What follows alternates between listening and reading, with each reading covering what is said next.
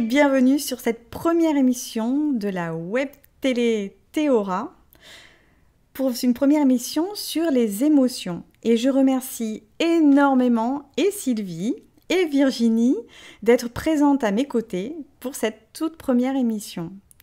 Alors Sylvie, je vais te présenter. Tu es coach spécialisée dans la régulation émotionnelle, donc tu es parfaitement à ta place ici, et la déprogrammation d'empreintes post-traumatiques.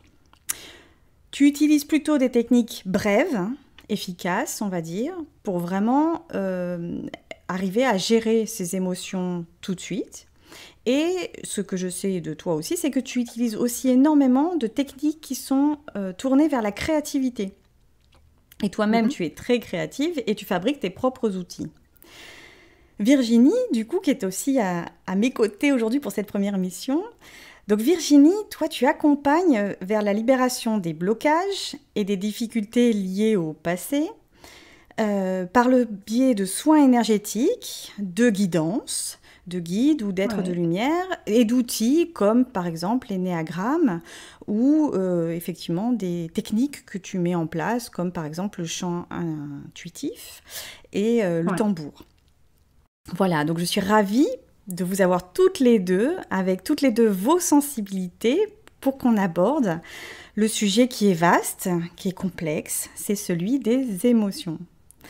Alors on va regarder dans un premier temps qu'est-ce qu'une émotion, et puis on va regarder un petit peu qu'est-ce que ça provoque dans notre corps, à quoi ça sert, et puis comment arriver à bien vivre, à être heureux en ayant plein d'émotions. La première chose que je voulais voir, du coup, c'était la définition de l'émotion. Donc, l'émotion, sa racine latine, c'est mettre en mouvement. C'est la racine latine émovere.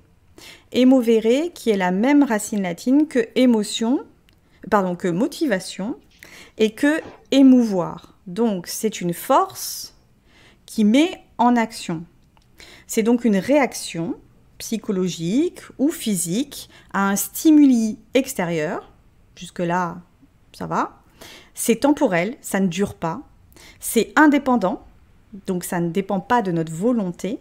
Et c'est synchronisé dans le sens où tout notre corps va être synchronisé pour répondre à une émotion particulière. Je rajouterai un petit détail, c'est qu'effectivement, une émotion peut se transmettre également à travers les générations. Par exemple, la peur de manquer pendant la guerre peut être transmise à notre époque à nous, alors qu'il n'y a plus de guerre. Et puis, effectivement, elle peut être transmise également d'incarnation en incarnation. Lorsqu'effectivement, on a vécu peut-être un très gros stress, derrière, on peut revivre ce stress dans cette vie-là, alors qu'il n'y a aucune raison de vivre ce stress-là. Et donc, ça devient comme un réflexe dans notre vie, tout à fait incompris. Et pas forcément concevable par une explication logique de notre vie. Donc du coup, c'est intéressant d'aborder ces émotions et de voir qu'on est complètement envahi de toutes ces émotions tout le temps et d'arriver à faire la part des choses pour arriver à vivre avec. On a retenu ensemble, du coup, toutes les trois, 4 émotions principales, puisqu'effectivement, il peut y en avoir d'autres, mais qui sont des mélanges ou en tout cas des combinaisons d'émotions. Donc nous avons la joie, la plus belle des émotions selon moi, c'est la joie. Et puis nous avons la tristesse, nous avons la colère et nous avons la peur. Donc ce sont des émotions très fortes, on va dire, et qui représentent la totalité, enfin finalement la base de tout ce qu'on peut ressentir. Il faut distinguer l'émotion du sentiment, puisque le sentiment est une construction mentale. C'est vraiment le sentiment, par exemple, d'abandon, mais c'est peut-être d'avoir eu tellement de tristesse dans sa vie que derrière, on va développer un sentiment d'abandon. On a vécu tellement de pertes que derrière, on va dégager un sentiment. Mais le sentiment, lui, c'est quelque chose qui dure dans le temps et qui n'a pas forcément de réaction immédiate dans le physique. Alors peut-être qu'après ça en a d'un point de vue émotionnel ou d'un point de vue vraiment ancré dans le physique, mais en tout cas tout de suite ça ne provoque pas de réaction. Voilà, est-ce que j'ai fait le tour de la définition d'une émotion? Est-ce que par exemple Sylvie, tu veux rajouter quelque chose sur les émotions? Alors, Juste sur la distinction entre émotion et sentiment, pour moi, enfin, c'est de rajouter en fait l'émotion, elle est corporalisée en fait, pour moi. Voilà. Effectivement, l'émotion, elle est dans la sensation, dans le corps. Et ce que tu disais tout à l'heure, elle va nous traverser. Voilà. Donc ma distinction, elle est vraiment là-dessus. C'est sur ce côté corporalisé, alors qu'effectivement, comme tu racontais, le sentiment, c'est une construction derrière qu'on va avoir. Sur les 4 émotions, bah, pas, voilà, sur le choix qu'on avait fait, effectivement, c'est un large spectre. Ce qui est très intéressant, c'est de s'amuser à regarder les tonnes de vocabulaire. Voilà, parce qu'on s'aperçoit qu'au quotidien, on a un vocabulaire émotionnel très très limité, alors qu'il Oui, y a un spectre immense, voilà, au sein de la peur, au sein de la joie, au sein de la colère, au sein de la tristesse. Voilà. Donc c'est vraiment pour moi important d'aller développer ce vocabulaire émotionnel aussi. Voilà. d'accord. Enfin, on verra du coup derrière si on rajoute des mots et si on augmente notre vocabulaire. Virginie, est-ce que tu veux rajouter quelque chose? Alors, effectivement, Sylvie, c'est normal, je comprends bien, tu parles de sensations corporalisées par rapport à cette émotion. Moi, je suis très ouverte au sens subtil et au ressenti qu'on ne palpe pas, en fait, hein. Et je vois souvent dans mon cabinet, en fait, des personnes qui sont comme ça, un petit peu embêtées parce que ils vont ressentir, on va dire, énergétiquement déjà quelque chose avant même que ça ait traversé le corps. Donc voilà, Ah j'aurais oui, juste tout à fait. peut-être oui, oui, voilà, j'aurais cette Oui, précision complètement. à apporter. Alors effectivement aussi pour faire le lien avec ce que tu dis, ces personnes-là ont à travailler sur ressentir dans mon corps. Donc effectivement, l'émotion est bien corporalisée, mais ils portent leur attention d'abord sur leur sens subtil. Et donc Ouais. voilà, c'est important de dire qu'on la ressent aussi autrement que dans le corps. D'accord, ça ouvre bien un aperçu finalement de ce qu'est une émotion. Elle peut être quelque chose qui nous traverse et quelque chose qui n'est pas encore dans le corps mais qu'on aperçoit de façon plus subtile. Exactement. Ouais. Du coup, on aborde un sujet important. Finalement, dans le corps, Sylvie, est-ce que tu peux nous dire comment agit cette énergie qu'est l'émotion et qui vient nous traverser? Qu'est-ce que ça crée dans le corps? Alors, on va commencer par le cerveau déjà, pour voir comment ça fonctionne dans le cerveau. On a notre cerveau qui est séparé, enfin qui a 3 parties principales. Il y a une animation très sympathique là-dessus. Donc vous avez le reptilien qui est le siège en fait de nos mémoires archaïques, on va dire. On a le limbique qui est effectivement le cerveau émotionnel, et on a le cortex et le néocortex. D'accord, qui lui, c'est la pensée construite, c'est d'aller effectivement dans le projet et ainsi de suite. Quand tout va bien, en fait, euh, l'énergie et le flux nerveux, en fait, il va se balader de haut en bas et sur hémisphère gauche, hémisphère droit. Tout va pouvoir se synchroniser, s'harmoniser. Effectivement, on va aller chercher des réponses. Le problème, c'est quand effectivement, au niveau de l'émotion, c'est le bazar le plus complet là-dedans, et qu'en fait, ça va couper l'influx nerveux. Et donc, du coup, vous avez le cerveau, le cortex et le néocortex, qui en fait n'arrivent plus en fait à venir calmer cet émotionnel. Et du coup, en fait, concrètement dans votre vie, je vais vous donner un exemple très concret. Vous êtes en train de vous disputer avec quelqu'un, et puis le ton monte, et plus le ton monte, et moins vous trouvez de mots, plus vous bégayez, plus ça vous énerve, effectivement. Ouais. Et puis la dispute finit, et vous rencontrez une amie. Et puis à l'amie, vous allez lui raconter ce qui s'est passé, et comme par hasard, vous allez dire ah mais j'aurais dû lui dire ça, ah mais j'aurais dû lui balancer ça, et ainsi de suite. Mais en fait, c'est parce que entre temps, l'émotionnel a diminué, et effectivement, on récupère l'intégralité de notre potentiel en fait, et on peut aller chercher effectivement les réponses. Voilà. Donc c'est vraiment au niveau cérébral, voilà, c'est vraiment une histoire d'influx nerveux, hein. On est vraiment là-dedans. En tout cas sur cet éclairage-là. Après, il y a d'autres éclairages qui se complètent. On est là-dedans. Et après, biologiquement, effectivement, euh, c'est les hormones du stress, puisque c'est un stress émotionnel, hein, que ce soit de la peur, que ce soit la tristesse ou la colère, en fait, c'est l'intensité émotionnelle qui va faire le niveau de stress dans lequel on est. Et plus on a de stress, et plus notre vision est réduite, et plus notre liberté de choix est réduite, en fait. Voilà. Donc en fait, le stimuli extérieur, par un système chimique, vient provoquer un déclenchement d'hormones, c'est ça que tu nous expliques, qui fait que ça vient perturber l'activité du cerveau. Alors on est au niveau des hormones, au niveau neuronal, en fait c'est vraiment c'est une harmonie, hein. C'est une symphonie en fait qui se déclenche systématiquement, que ce soit avec les hormones du bonheur ou avec ce qui s'appelle les hormones du bonheur et les hormones de stress, c'est pareil, c'est une symphonie.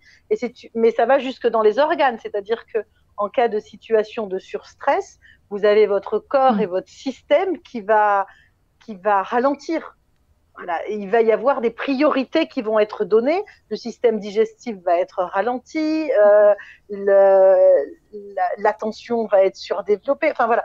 Donc c'est vraiment, encore une fois, c'est la magie du corps qui va se remettre à l'équilibre et qui va tenter, en tout cas, de se remettre à l'équilibre en compensant à droite, en renforçant à gauche. Voilà. Et c'est vraiment, voilà. C'est vraiment une harmonie pour moi, je trouve. Un retour à l'équilibre, en fait. Ben, c'est l'objectif de notre cerveau. Et je fais bien la distinction entre le cerveau, qui est un organe, et le mental. Hein. C'est juste une petite parenthèse. Voilà, parce que souvent, on confond un peu les deux. Voilà. Notre cerveau, son objectif, c'est de nous ramener à l'équilibre, quoi qu'il se passe.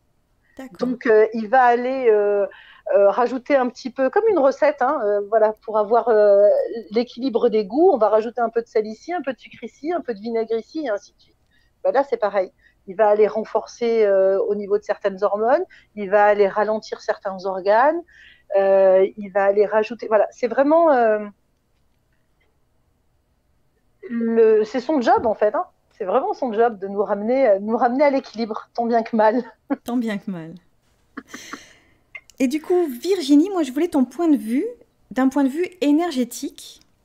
Qu'est-ce que ça crée une émotion d'un point de vue énergétique? On a pu voir que sur le corps, ça crée des déclenchements d'hormones, un mauvais fonctionnement de circulation électrique, et puis un rééquilibre dans le corps pour compenser. Qu'est-ce que ça crée d'un point de vue énergétique? Non, je vais faire comme Sylvie, poser les bases pour que ce soit compréhensible, mon charabia énergétique. Voilà. Donc là, tel qu'on se voit, nous, hein, sur les écrans, on voit nos corps physiques. Donc ça, c'est visible à l'œil nu pour tout le monde. Ensuite, autour de nous, nous avons différentes couches énergétiques. Donc c'est pour ça que je t'ai donné un visuel avec les incrustations des différents corps. Donc ils ont plusieurs noms et ils ont plusieurs rôles. On a d'abord le corps éthérique qui est tout autour de nous à 1 centimètre à peu près, qui est un copier-coller énergétique du corps physique. Donc, quand on travaille, nous, en soins énergétiques sur les organes, on travaille principalement, ou les magnétiseurs d'ailleurs, travaillent sur les corps éthériques. Et puis ensuite, vous avez différents corps qui vont avoir différents rôles. Il y a notamment ce qu'on appelle un corps émotionnel à l'intérieur du corps astral. Donc, c'est pas rien, le corps émotionnel, ça porte bien son nom.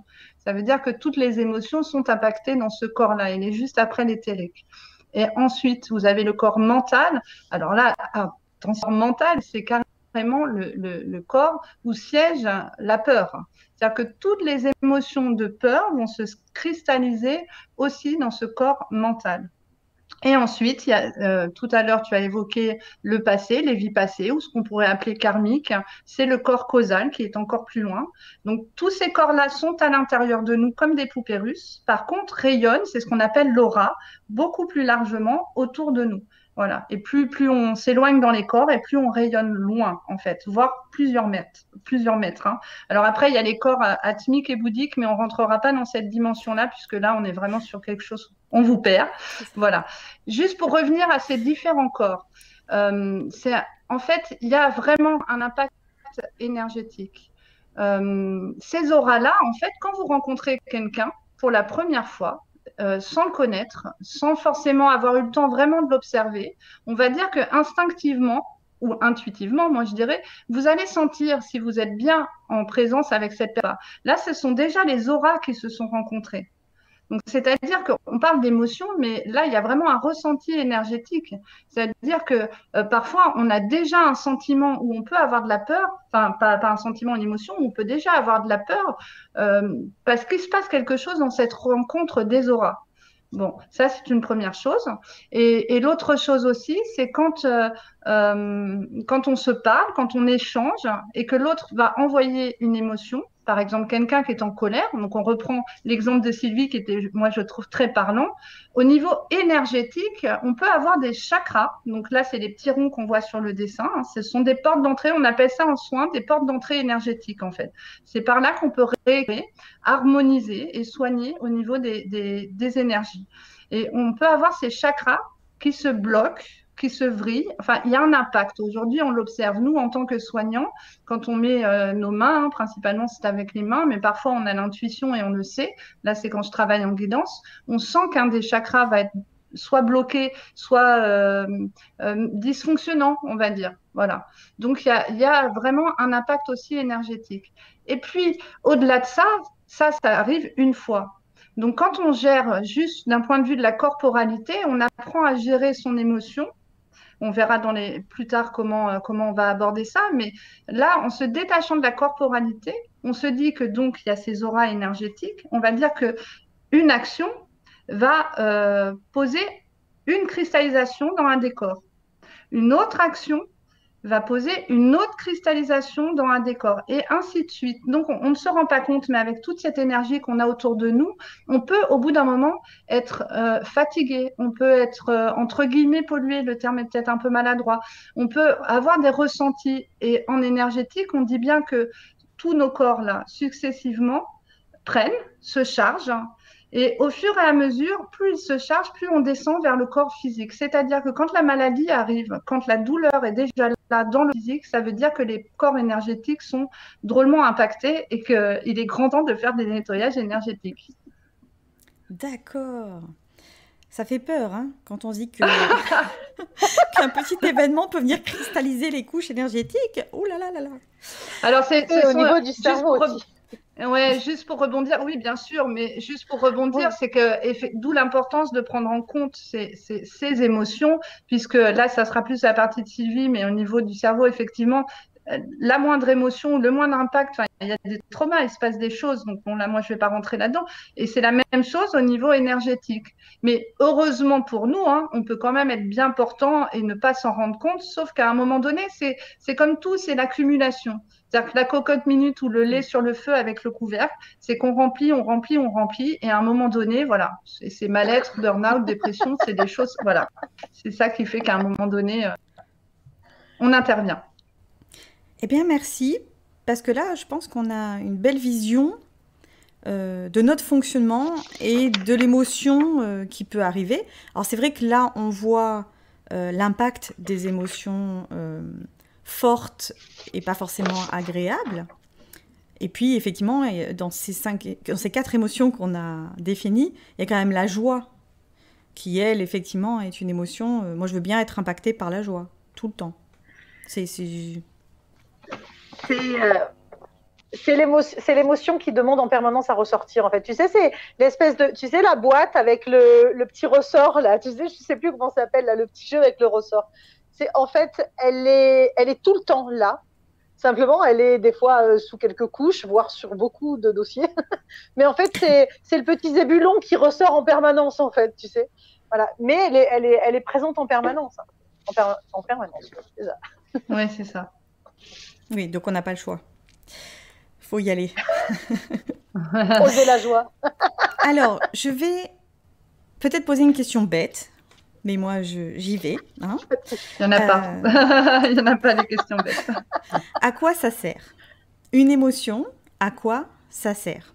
Alors, mon papa qui étudie l'étymologie et l'hébreu, du coup, a fait l'analyse du mot émotion, et ce que j'ai compris dans tout ce qu'il m'a raconté, c'est que sans émotion, on ne peut pas se sentir en vie. C'est donc indispensable, une émotion.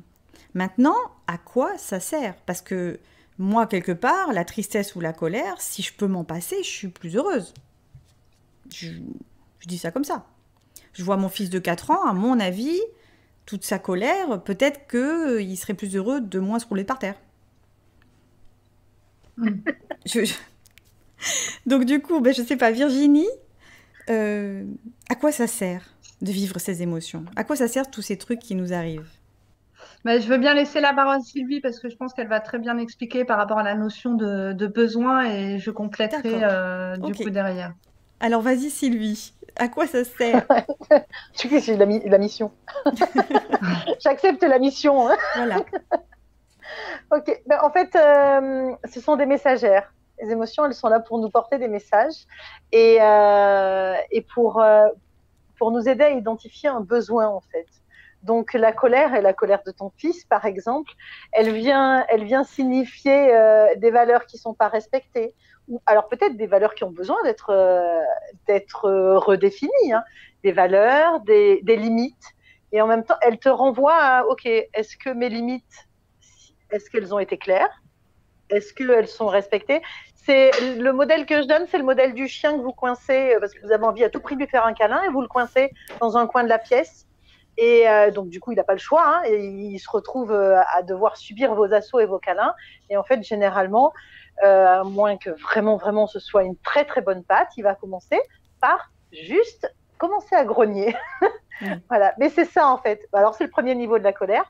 Mais en tout cas, c'est une saine colère. Alors, encore une fois, comme à chaque émotion, on y reviendra peut-être tout à l'heure, mais il n'y a pas de bonne et de mauvaise émotion. Par contre, il y a une intensité émotionnelle qui fait qu'effectivement, il y a une intensité qui va nous limiter à un moment donné, qui va nous...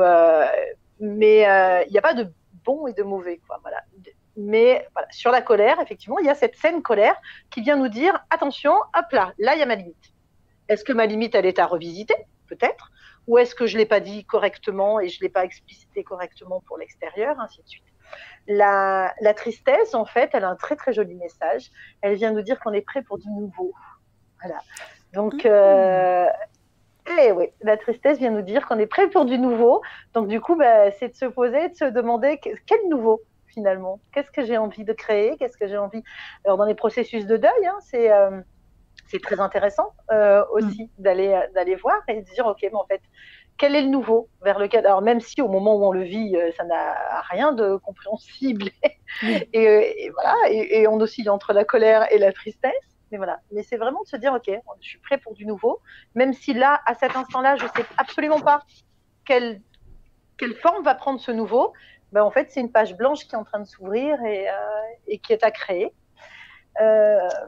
La peur, alors quand j'interviens dans les écoles, généralement, quand on parle des émotions, il y a les enfants qui commencent par dire non, moi j'ai jamais peur. Moi j'ai jamais peur. Non, moi surtout les petits bonhommes, non, j'ai absolument pas peur. Et je me souviens d'une discussion avec des grandes sections et où donc les garçons, j'ai jamais peur, j'ai jamais peur.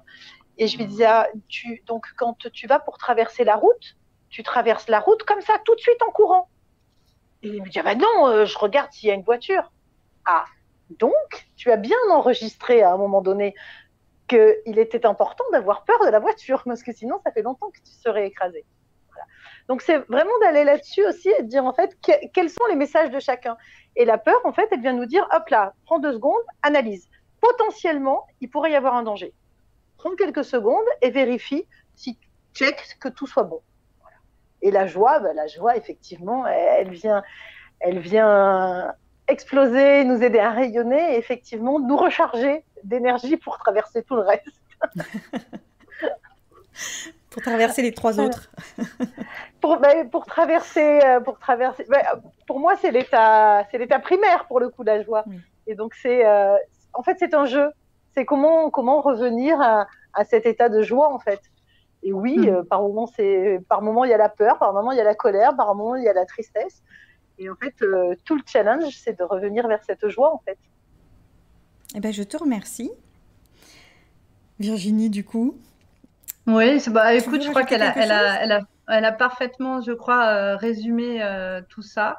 Moi, j'insiste vraiment sur ce qu'a dit Sylvie, qui est très important dans tout ça. C'est finalement le curseur et l'intensité, parce que en cabinet, c'est souvent ça que je vois, en fait, parce que je travaille pas que sur la notion énergétique, hein. Moi, j'ai une prise en charge holistique, donc je comprends l'énergétique, mais pas que. Et effectivement, ce que je vois souvent, parce que j'accompagne des personnes aussi à haut potentiel, surdouées, moi, ce que j'appelle hyper conscients, ils ont vraiment un problème de régulation, eux. C'est-à-dire que, étonnamment, là, dans l'émission, on parle de la tristesse ou de la colère ou de la peur qui vont être des émotions, entre guillemets, négatives. Et pourtant, je suis aussi confrontée à des gens qui ont des excès dans leur joie. Oui, Ça complètement. peut être étonnant, mais voilà, Ouais. qui ont du mal à réguler aussi cette émotion-là, la joie, et ça peut poser problème, notamment au travail avec les supérieurs hiérarchiques et des choses comme ça. Donc, le curseur, l'intensité, elle est vraiment essentielle. Où je place voilà, cette émotion et comment je la régule pour mon mieux-être aussi à moi. Ah oui, j'avais pas vu ça comme ça. Que la joie Ouais. pouvait être, lorsqu'elle est en excès, un problème en fait. Oui, c'est intéressant de pouvoir voir que finalement chaque émotion à un degré peut être un handicap ou au contraire un moyen d'action, quoi. Tu voulais rajouter quelque chose, Sylvie? Oui, sur le terme régulation et non pas gestion. Voilà. Pour moi, Oui. c'est de la sémantique pour certains. En tout cas dans ma représentation, la gestion, très souvent, en tout cas dans ce que je vois en cabinet et tout ça, c'est OK, j'ai géré mon émotion, je l'ai prise, j'ai mise là. Et Oui, c'est bon, je suis restée. Voilà. Oui. C'est très souvent la représentation qu'on a de la gestion. Tu m'arrêtes si je me trompe. ça me parle bien, Ouais. ça me parle bien. Voilà.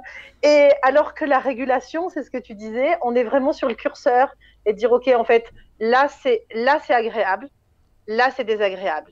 Là, c'est vraiment, vraiment extrêmement désagréable. Et en fait, d'aller travailler sur des techniques qui vont nous permettre effectivement de redescendre sur une intensité émotionnelle qui va du coup comment dire, qui va impulser un mouvement, voilà, Oui. qui va Ça va permettre être d'avancer, agréable. voilà, qui va être agréable et qui en plus va mettre, alors ça c'est mon côté coach, qui va pouvoir dire ok, en fait je vais me servir de la peur et de ce niveau de peur qui du coup redevient dans le confortable pour aller avancer et pour en apprendre un truc en fait. Et dire ok, bah là l'information je l'ai eue, ou la tristesse, ou la joie et l'excès de joie, effectivement, l'excès d'émerveillement des fois nuit à l'émerveillement. Waouh. Ouais, oui, effectivement. J'aime beaucoup ta notion, Sylvie, effectivement. Tu vois, intuitivement, j'ai aussi du mal avec le mot gestion et c'est pas évident, en fait, parce que, effectivement, il y a une comprendre de gestion, je mets de côté et je reviens après. Mais sauf qu'elle est là et on doit faire avec. Enfin, on fait avec. Et voilà, la question, c'est comment je fais. Ouais. Eh bien, merci d'avoir fait cette transition. C'est parfait. On aborde maintenant, du coup, mais et si je la laisse de côté, cette émotion, qu'est-ce que c'est le risque d'ignorer Hmm. l'émotion? Je veux dire, si j'ai cette colère, moi, en moi, ou cette peur énorme qui m'empêche d'avancer, d'accord, je ne vais pas avancer, mais est-ce qu'il y a un risque? Est-ce que c'est juste le fait que j'avance pas? Est-ce que c'est juste le fait que je ne me mette pas en mouvement? Est-ce qu'il y a un risque réel, physiquement ou énergétiquement? Est-ce que ça représente quelque chose? Est-ce que je peux effectivement mourir de peur, de colère, de tristesse? Est-ce qu'à un moment donné, il y a quelque chose de très grave qui peut se passer si je ne vais jamais en face de mon émotion? Qui veut prendre la parole là du coup? Comme vous voulez. Tu veux Virginie, commencer? J'y vais. vas-y Alors Virginie, moi, vas-y. je vais revenir sur tout à l'heure. Donc vraiment, je laisse l'aspect un peu plus physiologique peut-être et les impacts par rapport à ce que disait Sylvie. Vraiment, c'est bien, on a chacune notre partie, c'est parfait. Moi, je vais plus revenir sur ce que je disais au début, qui a un petit peu plus t'effrayer. Et pourtant, il y a pas lieu. Respire. Si on le découvre et qu'on le prend en compte, après, tout va bien, hein. On va juste faire son petit nettoyage énergétique comme on fait un petit gommage pour son soin du visage, quoi. En fait, c'est juste ça. Donc oui, là, en énergétique, il y a vraiment une compréhension à avoir et une conscience à poser sur le fait que effectivement, il y a un impact, puisque tout à l'heure, je parlais entre guillemets de cristallisation. C'est une représentation pour parler à votre esprit, à votre mental, hein. Parce que voilà, en réalité, ce n'est pas forcément un point noir sur un fond blanc, hein. Voilà. Mais on va dire qu'en tout cas, ça désharmonise, ça dysfonctionne dans l'énergétique. Il y a un impact, comme je vous disais, ça traverse les auras et au fur et à mesure, on en vient à du physique. C'est-à-dire que la peur va travailler sur vos reins. Donc la peur, la frayeur, là, les reins et la vessie sont par exemple directement impactés en énergétique. Quand on est triste, ça sera plus les poumons, là, au niveau des poumons, de la respiration. Puis d'ailleurs, on le voit dans le corps.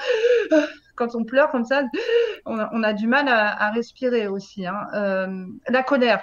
Alors en médecine chinoise, on en parle, bien que ce n'est pas mon outil, mais on parle beaucoup de fois. Ça, c'est un peu dans l'inconscient collectif, on le sait un petit peu, ça, hein, on en a beaucoup parlé. Donc, mais il n'y a pas que ça. Il y a aussi le système de vésicule biliaire, tout ce qui est colère et frustration. D'ailleurs, on se dit, mais tu te fais de la bile ou quoi? Enfin, tu sais, c'est une expression qui est passée dans le langage courant. Quand on est vraiment la haine, là, le côté, c'est vraiment dur. Là, il peut y avoir des problèmes au niveau du cœur, hein. Quand on a vraiment une difficulté avec la vie, hein, est-ce que j'ai envie de vivre et pas vivre, ça va aussi au niveau du cœur, mais jusqu'à des impacts physiques dans le cœur ou des arythmies cardiaques selon le rythme qu'on se donne dans sa vie. Les intestins, donc on le sait aujourd'hui aussi avec les études, avec la science qui avance, on sait aussi qu'il n'y a pas qu'un seul cerveau. Mais là, vous imaginez en énergétique, au niveau des intestins, tout ce qui peut se passer, c'est assez impressionnant. Toutes les émotions qui ne sont pas digérées sont cristallisées et incorporalisées dans les intestins. C'est incroyable. Donc en soins énergétiques, quand on travaille sur les intestins, on soulage vraiment parce qu'on permet aux émotions qui sont, on va dire, passées dans la conscience de la personne en disant, ben non, je suis plus en colère, ça va mieux, comme tu disais tout à l'heure.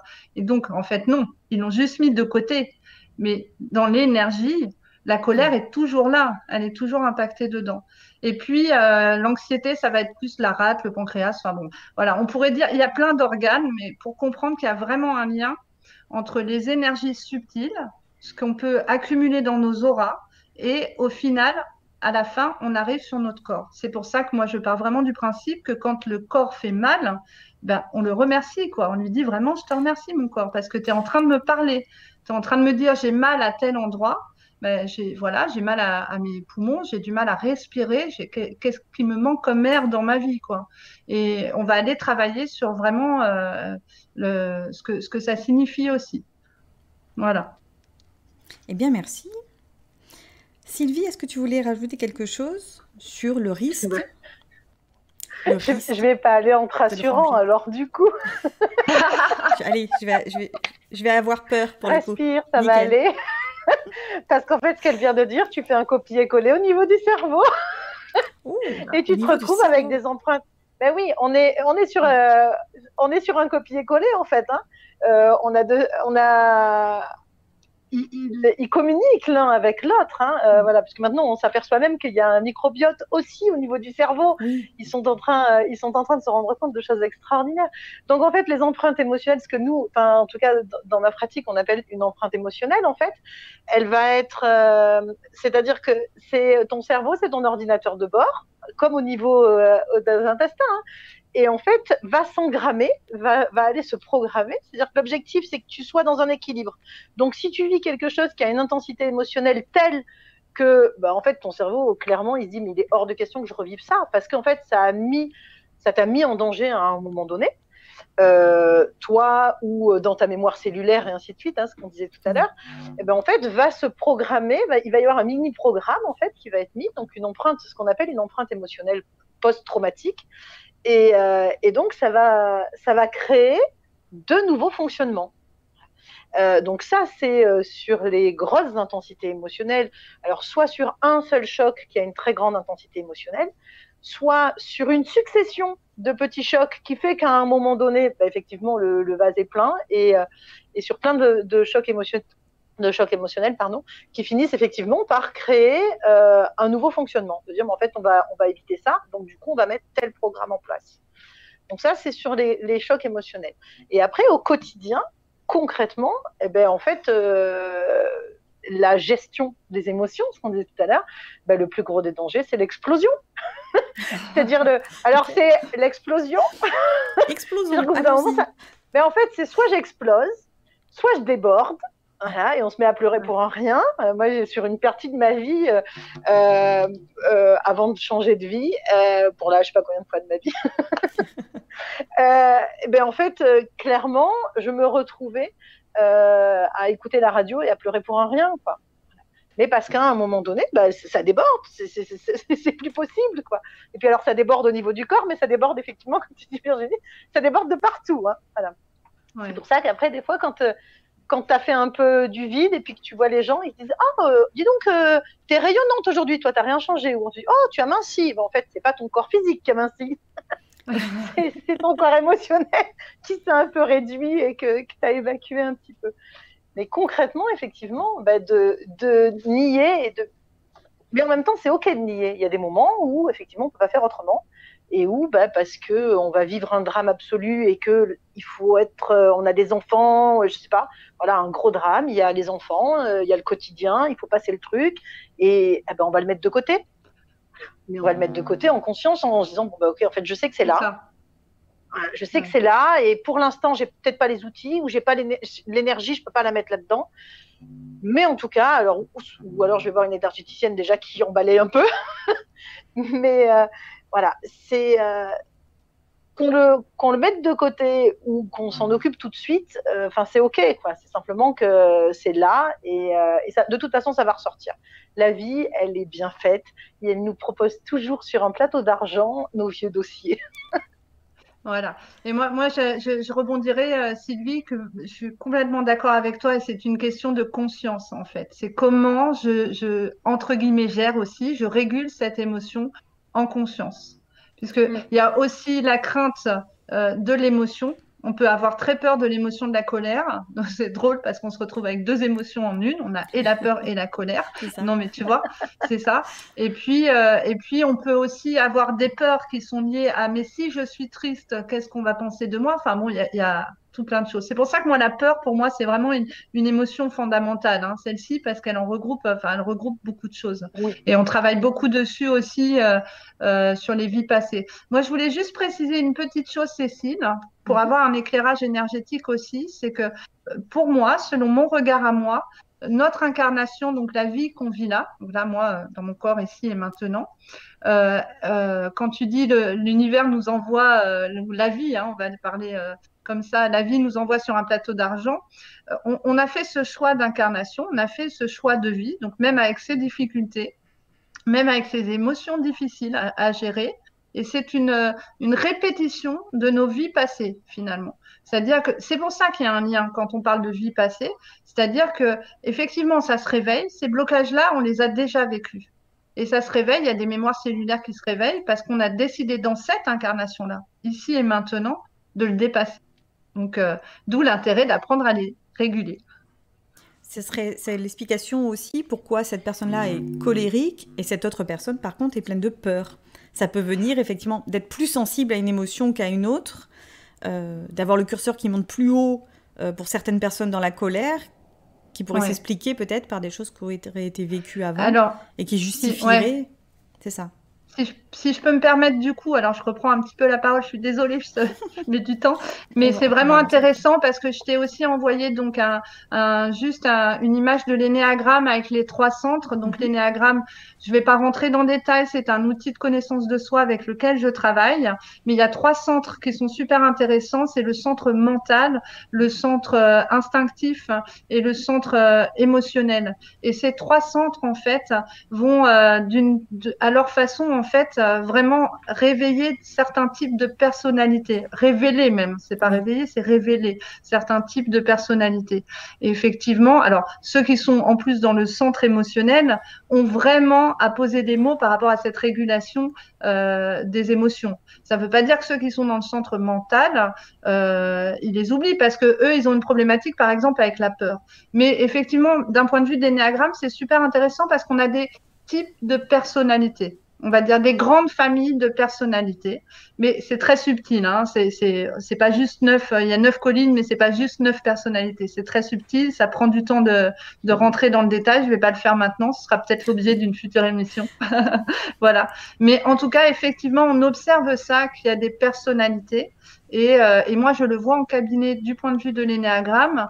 Vraiment, je vais avoir des types de personnalités qui vont être vraiment aux prises avec la colère, d'autres qui vont être vraiment aux prises avec la peur et d'autres vraiment aux prises avec la joie. Alors ça, c'est incroyable, mais aussi, quoi. Ouais, dans l'autre sens. Et donc, effectivement, je pense qu'il y a un lien aussi à faire là. Sylvie, tu voulais quelque chose? Oui, je voulais rebondir justement sur ce que tu disais, sur les personnes qui sont en prise avec, et non pas la personne qui est colérique. Oui, bien sûr. J'ai commencé ma vie avec une colère absolument qui frisait très souvent l'hystérie. Mais vraiment, et c'était un volcan énorme en fait à l'intérieur de moi, et pour autant, enfin, je me suis pris pour l'émotion pendant très très longtemps. Voilà, je suis colérique, mais si je mets je suis colérique, bah du coup, c'est un état de fait. L'information que je donne à mon cerveau, c'est pas de changer. Hein. Oui, c'est ça, c'est de rester. Je peux rien faire. Ouais. Voilà. Par contre, effectivement, j'ai à l'intérieur de moi, effectivement, de la colère ou voilà. Tu vois, mais pour moi, et c'est ça, c'est ce que tu disais tout à l'heure, Virginie, voilà, c'est que je suis en prise avec. Et ça va être effectivement un chemin qu'on va faire, voilà, qu'on va réguler. Eh ben, merci beaucoup les filles. On aborde un point essentiel selon moi. Maintenant que vous nous avez expliqué à quel point les émotions peuvent nous impacter lorsqu'elles ne sont pas, on va dire, régulées, je ne dis pas gérées, je dis régulées, eh bien, comment est-ce qu'on va réguler ces émotions? J'ai bien compris qu'il ne fallait pas forcément les repousser à plus tard trop longtemps. J'ai bien compris qu'à un moment donné, il faut les aborder. Qu'est-ce qu'on fait lorsqu'on se retrouve envahi par une émotion à ce moment-là désagréable? En tout cas, qu'on n'arriverait pas, alors peut-être que le mot ne va pas vous plaire, maîtriser, qu'on n'arriverait pas à gérer à l'intérieur de soi, qu'on ne serait plus maître de la situation. Voilà, ça vous plaît comme définition? Ouais. Donc du coup, Sylvie, est-ce que tu peux me dire comment s'y prendre lorsqu'on est envahi par une émotion? Qu'est-ce qu'il faut faire quelque part? Donc j'ai bien compris qu'il y a des moments dans la vie où on ne peut pas aborder l'émotion parce que c'est trop compliqué, mais la plupart du temps quand même, 80% du temps, on est quand même accessible à gérer cette émotion. Voilà, enfin pas gérer, à réguler. Oui, donc, comment fait-on pour réguler? Respire, parce que du coup, tu as peur de nous dire gérer. C'est ça. Je suis dans la peur. Mais c'est ok aussi, hein, parce que gérer, c'est bien aussi. Hein, c'est une bonne chose aussi. C'est des techniques qui vont avec.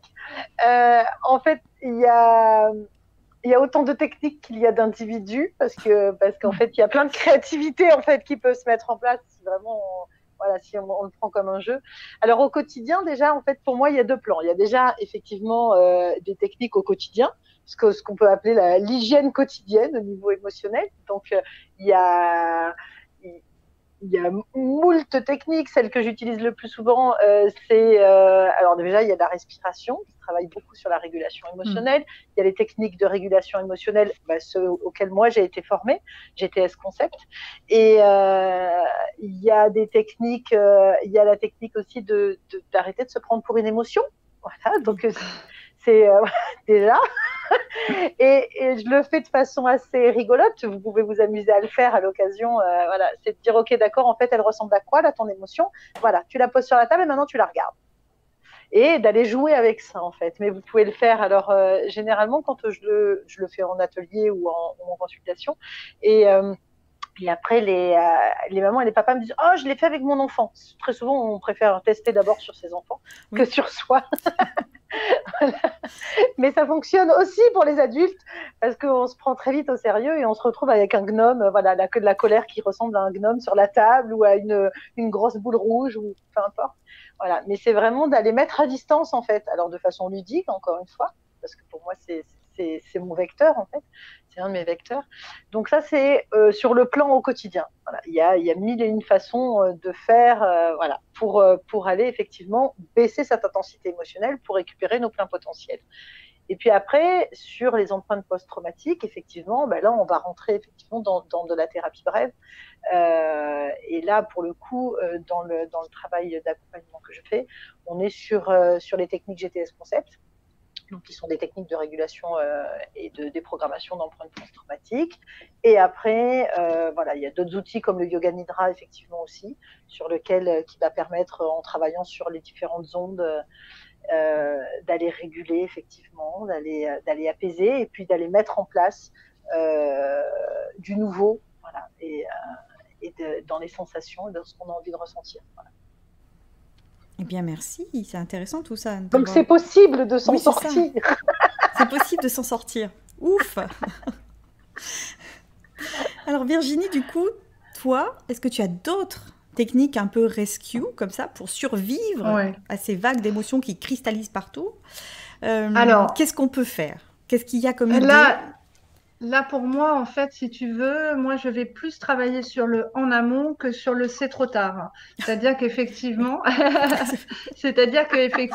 je comprends que les personnes soient en attente d'une baguette magique je vais pouvoir réguler mon émotion et du jour au lendemain, ça va se passer mieux. Et c'est normal. Sauf que je peux donner 2, 3 outils pareils comme ça qui peuvent faire du bien, comme l'a évoqué Sylvie.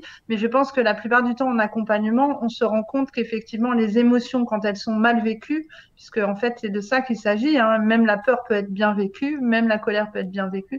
Quand elles sont mal vécues, c'est qu'elles sont rattachées à quelque chose de plus profond.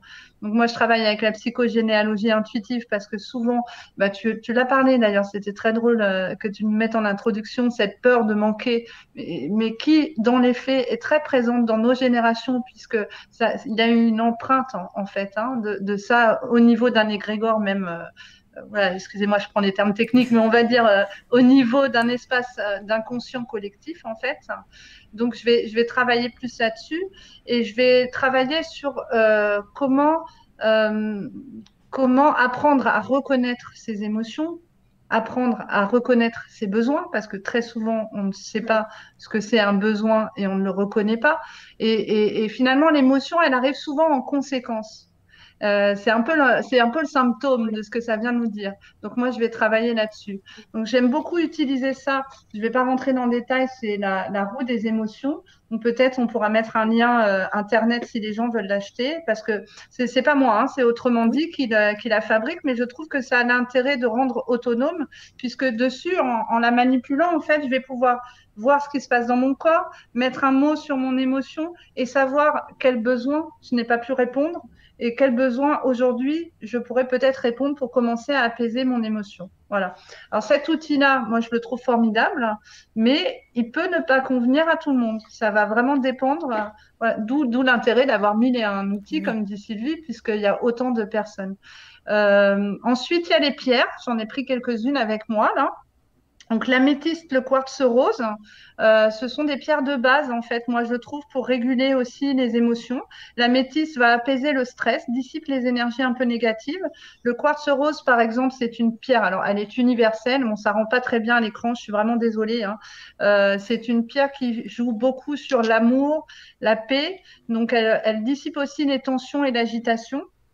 Ça c'est mon aspect énergétique, je ne peux pas ne pas parler de la tourmaline noire, hein, puisque la tourmaline noire et l'hématite sont des pierres d'ancrage. Et quand on n'est pas bien ancré, on est dans un vagabondage mental et donc émotionnel.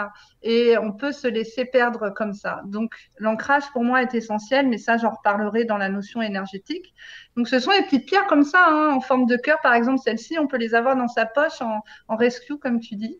Et la dernière, c'est l'œil du tigre, en fait, puisque, alors, on parle beaucoup de protection avec cette pierre-là, mais moi, j'ai remarqué en cabinet et en cercle de femmes quand j'anime, parce que j'ai aussi mes pierres en rescue, en cercle de femmes, quand il y a des Oui, émotions trop fortes trop qui sortent. forte. Voilà. Elle régule en fait sur l'énergie, sur la tension nerveuse, sur le système nerveux. Et donc, comme le disait Sylvie, il y a bien un impact au niveau influx nerveux. Elle permet souvent de revenir à l'équilibre, cette pierre.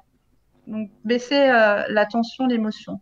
Et puis, en 2 mots, là, je vais pas pouvoir rentrer dans le détail, mais vraiment, moi, je travaille, enfin, tu l'as pas dit en début d'émission, mais vraiment, mon travail à moi, c'est d'accompagner les Les femmes. femmes, oui, oui, tout à fait. Voilà, et sur toutes les vies de femmes, de la jeune fille jusqu'à la femme ancienne. Et que pour moi, il y a vraiment un lien très fort entre nos cycles, ce que nous vivons aussi à travers nos cycles. Et même quand on est plus âgé et ménopausé, on en garde une empreinte énergétique aussi de ces cycles-là.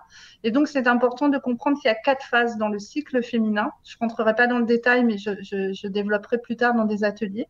Et ces cycles-là, on n'a pas la même énergie, on n'a pas les mêmes humeurs. Alors, hormonalement, d'ailleurs, on l'explique aussi, hein, c'est-à-dire que la science prouve aussi également tout ce qu'on en a déduit depuis des millénaires, hein, j'ai envie de dire, Oui, parce que c'est ça. cette notion lunaire, on voit bien que le cycle de la Lune et le cycle féminin sont en lien. Et quand on apprend à les reconnaître, donc je vous ai mis aussi une image de ça, hein, ça sera plus visible avec votre image, du calendrier lunaire. On apprend à se reconnecter à ça en tant que femme, eh ben, on peut commencer à sentir nos sensibilités émotionnelles. Donc voilà. Ah oui, pour pouvoir comprendre pourquoi il y a de la colère à ce moment-là, ou une émotion peut-être plus forte ce jour-là qu'un Je autre donne, jour. Voilà. Voilà, je donne juste un exemple très simple. Quand on est dans la période, alors selon les sites et selon les courants, vous allez trouver différents mots, mais on va dire que quand on est dans la période prémenstruelle, qui est j'ai donné aussi une image qui reprend les 4 périodes, mais la période prémenstruelle qui est enchanteresse, la grand-mère, selon les endroits où vous allez chercher les informations, on est très irritable, on est très empreinte à la colère, avec une sensibilité dingue. Donc les femmes qui nous regardent vont le savoir ça. Non Et mais j'ai envie de dire, les hommes aussi le c'est ça. savent, sauf que, voilà, sauf que ils font pas forcément le lien. Ils s'en sont rendus compte, on va dire. Ils s'en sont rendus compte. Et c'est très drôle parce que du coup, quand les règles arrivent, en général, les hommes peuvent faire ah bah ouais, bah t'as tes ragnagnas ou C'est je ça. savais bien que. Et alors, dans l'inconscient collectif, là aussi, c'est une erreur puisque finalement, on est désagréable juste avant qu'elles arrivent. Quand elles arrivent, on est dans notre phase de repli de soi. Et là, c'est pareil. Si on nous demande d'être dans la joie, d'extérioriser, alors qu'on a besoin de calme et de repli sur soi, voilà. Donc, il y a un lien à faire avec toutes ces émotions pour moi. Ben, très bien, merci beaucoup.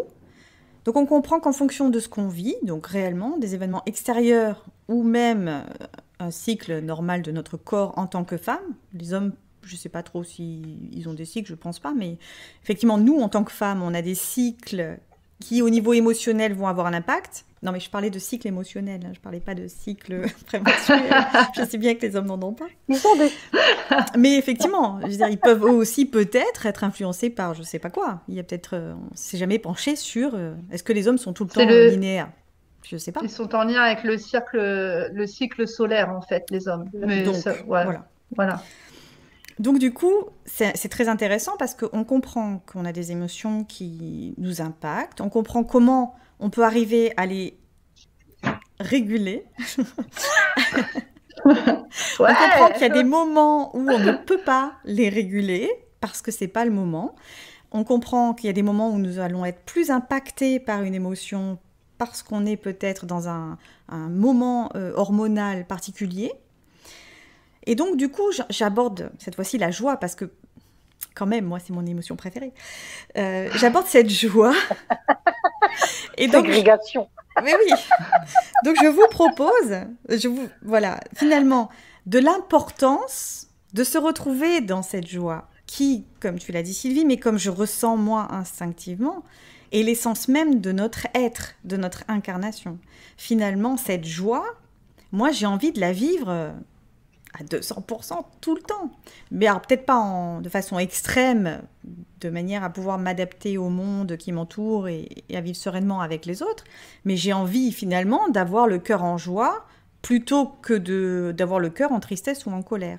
Donc, pourquoi j'aborde ce sujet-là? Parce qu'il me semble que si on est très souvent dans de la peur, par la loi d'attraction, on vient vibrer l'énergie de la peur, et donc du coup, on va attirer à soi des événements qui vont répondre à notre peur. Ça, c'est quand on n'est pas conscient de ce qui se joue, on est bien d'accord. Mais d'où l'importance peut-être d'aller vibrer la joie.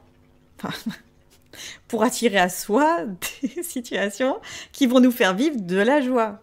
Ben, je sais pas, vous comprenez bien mon point de vue. Oui, logique. je comprends bien.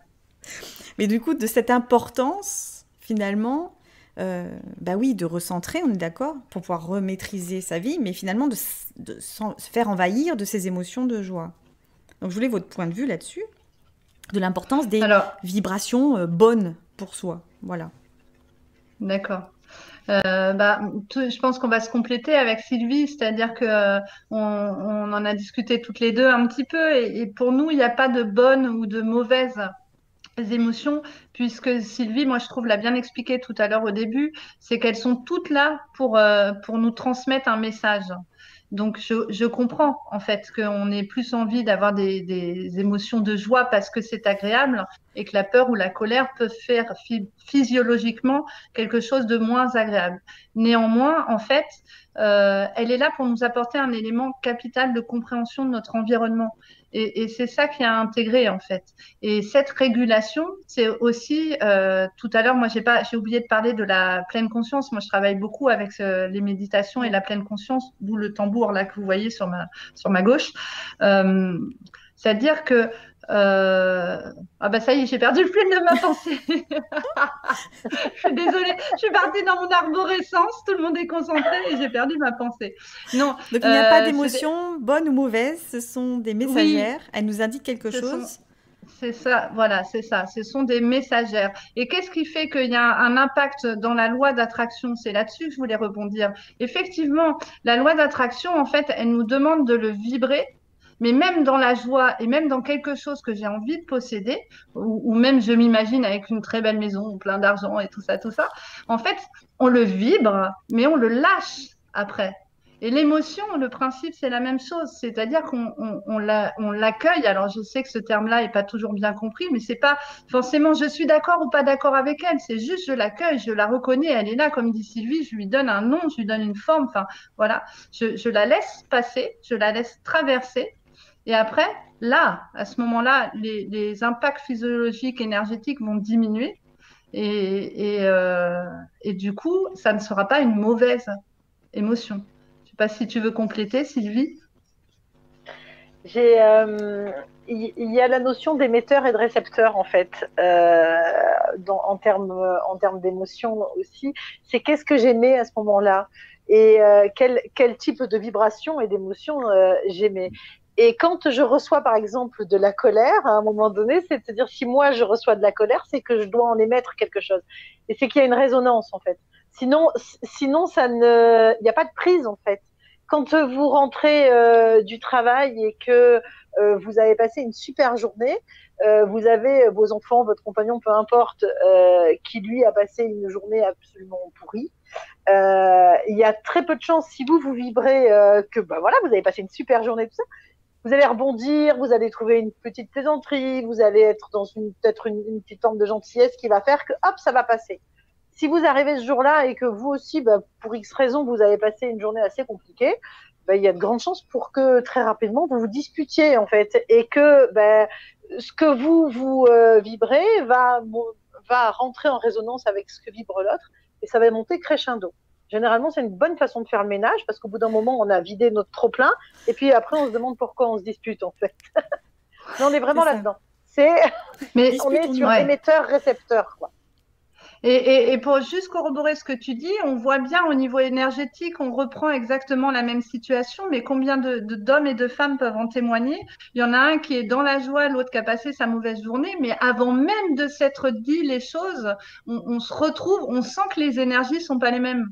C'est-à-dire qu'on n'a même pas encore mis les mots ouais. et d'ailleurs, quand on commence à verbaliser, on va commencer à dire, oui, bon, j'avais bien vu que tu étais ronchonchon, ou j'avais bien vu que quand tu es rentré, ça n'allait pas. Enfin, voilà. Et en fait, ça montre bien qu'énergétiquement, il y avait déjà, dans l'aura, il y avait déjà quelque chose, il y avait déjà un impact énergétique qui précédait la personne, ne serait-ce que de son émotion, quoi.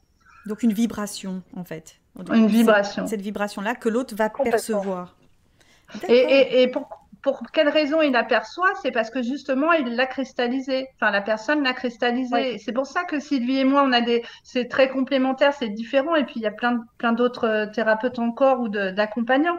C'est qu'on va vraiment apprendre à juste la vivre, en fait. Juste la vivre pour qu'elle passe et que ce soit OK. Et quelle qu'elle soit, c'est OK. Je vais bien et j'avance. Donc il faut que j'apprenne à vivre toutes mes émotions, que ça traverse, C'est ça. et que je me dispute regarde, beaucoup avec mon mari. C'est donc ça la conclusion. Il faut que je me dispute beaucoup avec mon mari pour que ça vide la coupe. Bon, on peut te le faire en non, bah, douceur, peut-être autrement que par la voilà, c'est discute. ça. L'objectif, c'est que tu apprennes à faire toi ton ménage, on va dire, Oui. et que tu aies un Ouais. sas, en fait. Voilà. Mais en même temps, il y a des fois où la seule expression, c'est simplement de la vivre.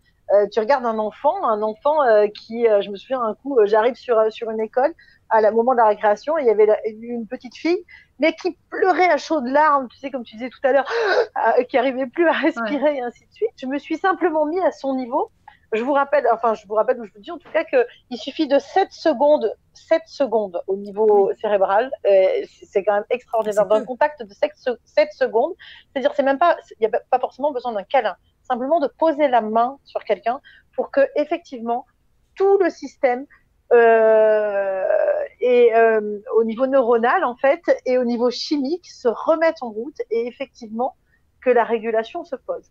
Cette petite fille, je me mets à son niveau, j'ai jamais su ce qu'elle avait. Voilà. Elle a pleuré à chaudes larmes pendant, j'en sais rien, 1 ou 2 minutes, à s'en étouffer, et au bout de 2 minutes, elle a repris son air, et elle est partie. Ni je sais comment elle s'appelle, ni je sais ce qu'elle avait et ce qui s'était passé. Elle a vécu son émotion.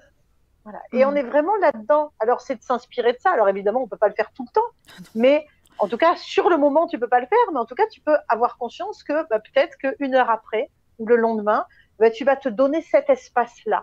Dire, en fait, ce que je n'ai pas exprimé là, je vais me créer un espace sacré dans lequel je vais pouvoir l'exprimer. Alors, ça peut être par le dessin, ça peut être, moi je travaille beaucoup avec les mandalas et avec la créativité, mais ça peut être avec d'autres techniques, ça peut être voilà, autour de cercles de femmes, ça peut être en méditation, il y a tellement d'outils.